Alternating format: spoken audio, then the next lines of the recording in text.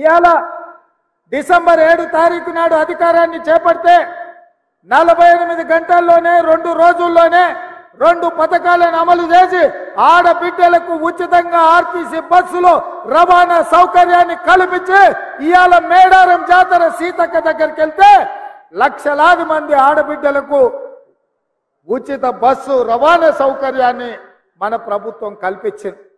ఆయన రాజీవ్ ఆరోగ్యశ్రీని దెబ్బతీసి పేదలకు వైద్యం అందించకుండా కేసీఆర్ కుట్ర చేస్తే ఇవాళ 10 లక్షల రూపాయలతోని రాజీవ్ ఆరోగ్యశ్రీ పథకాన్ని మళ్ళీ అమలు చేసి అపోలో యశోద లాంటి ఆసుపత్రుల్లో ఇవాళ పేదవాడు బాజాప్తా వెళ్ళి వైద్యాన్ని తీసుకునే పరిస్థితి మళ్ళీ మన ప్రభుత్వం తీసుకొచ్చింది. ఇదే కాదు, తెలంగాణ ఉద్యమం సందర్భంగా చంద్రశేఖరరావు చెప్పిండు, నీళ్లు నిధులు నియామకాలు ఈ తెలంగాణ రాష్ట్రానికి వస్తాయి, తెలంగాణ వస్తే అని. ఇవాళ నీళ్ల ముసుగులో నిధుల దోపిడీ జరిగింది. నియామకాల ముసుగులో కుటుంబంలో ఉన్నోళ్లకు అల్లుడికి కొడుకుకు బిడ్డకు పదవులు వచ్చినాయి.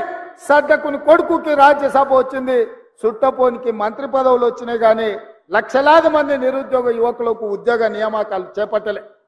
అందుకే మేమిచ్చిన మాట ప్రకారం కాంగ్రెస్ అధికారంలోకి వచ్చి నిరుద్యోగ యువకులకు 2 లక్షల ప్రభుత్వ ఉద్యోగాలు ఇస్తామని ఏదైతే మాట ఇచ్చినామో అధికారంలోకి వచ్చిన 2 నెలలలోపు 25,000 ఉద్యోగ నియామకాలు ఎల్బీ స్టేడియంలో మేము బాధ్యత చేపట్టినమో మీరందరూ కష్టపడి మాకు ఉద్యోగాలు ఇస్తే ప్రమాణ స్వీకారం చేసినమో అదే ఎల్బీ స్టేడియంలో 25,000 మంది నిరుద్యోగ యువకులకు ఉద్యోగ నియామక పత్రాలు మన ప్రభుత్వం ఇచ్చింది. ఇది చూసి ఓర్వలేని కేసీఆర్, కేటీఆర్, హరీష్ రావు, కవితారావు, సంతోష్ రావు, దయాకర్ రావు, వినోద్ రావులందరూ కుట్ర చేసి ఇవాళ కాంగ్రెస్ పార్టీ మీద శాపనార్థాలు పెడుతున్నారు. నేను అడుగుతున్నా, సోయిలేని సన్నాసులను, దద్దమ్మలను, పేదోళ్ళ బిడ్డలకు మేము వేలాది ఉద్యోగాలు ఇస్తే మీ కడుపు మండిందా అని చెప్పి నేను అడుగుతున్నా. నీ బిడ్డను నిజామాబాద్లో బండకేసి కొడితే 6 నెలలు తిరగకముందనే నువ్వు ఎమ్మెల్సీ పదవి ఇచ్చినావు.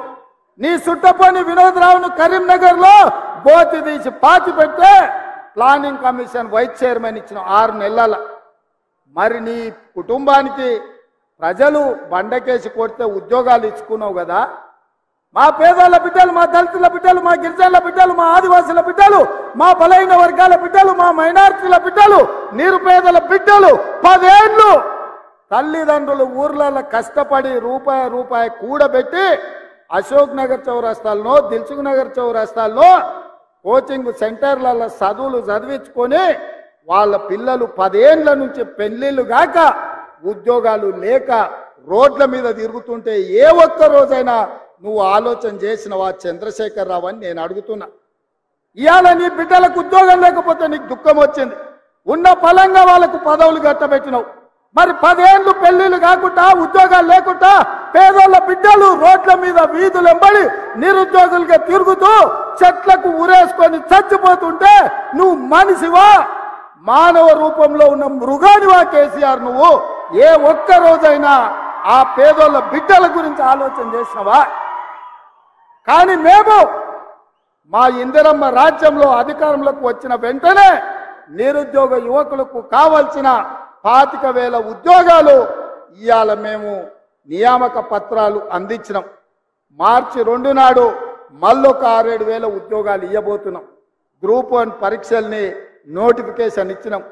తొందరలోనే మెగా డిఎస్సి నోటిఫికేషన్ ఇచ్చి గ్రామాలలో, తండాలలో, గూడాలలో పేదోళ్ళ పిల్లలకు చదువులు చెప్పించడానికి పంతుల్లో నియామకం చేపట్టే బాధ్యత మా ప్రభుత్వం తీసుకుంటుందని ఈ చేవెళ్ళ గడ్డ మీద నుంచి నేను చెప్తున్నా. ఇవాళ నువ్వు ఉన్నప్పుడు పరీక్ష పత్రాలు జిరాక్స్ సెంటర్లలో పల్లి బఠానీల్లాగా అరాజు పెట్టి అమ్ముతుంటే సిగ్గులేనోడా? ఏ ఒక్క రోజైనా దద్దమ్మల్లో ఆ దొంగల్ని అరెస్టు చేసినవా? మేము వచ్చినాక బొక్కలేసినాం ఎవడైనా అట్లా చేస్తా అంటే. అందుకే ఈరోజు పేదోళ్ళ పిల్లలకు ఉద్యోగాలు ఇవ్వడానికి, పారదర్శకమైన నియామకాలు చేపట్టడానికి పబ్లిక్ సర్వీస్ కమిషన్ ని ప్రక్షాళన చేసినాం. కోర్టులలో ఉన్న కేసులను పరిష్కరించి ఇవాళ వేలాది ఉద్యోగాలు ఇచ్చే బాధ్యత తీసుకున్నాం. ఒక్కరోజైనా తండ్రి నోటైనా, కొడుకు నోటైనా, అల్లు నోటైనా, బిడ్డ నోటైనా, వాని సుట్టపని నోటైనా ఈ ప్రభుత్వం మంచి పని చేసింది, ఈ పని మంచి చేసినందుకు మేము అభినందిస్తున్నామని ఒక్కరోజైనా మాట్లాడినరా?